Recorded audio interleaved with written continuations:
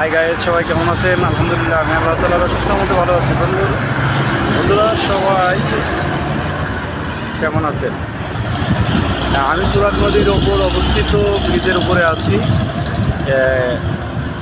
জি, এটি গাবতলী এবং আমিনবাজার কে দ্বিখণ্ডিত করেছে যে তুরাগ নদী, সেই তুরাগ নদীর ব্রিজের উপরে আছি।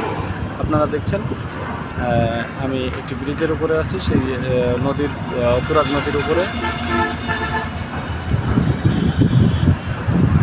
এবং খুবই ব্যস্ত এলাকায়, এই এলাকা খুবই ব্যস্ত এলাকা। উপর দিয়ে যেমন একের পর এক বাস ট্রাক, মাইক্রোবাস বা মোটরসাইকেল চলছে, নিচ দিয়েও কিন্তু ঠিক তেমনি নদীপথে কিন্তু অনেক অনেক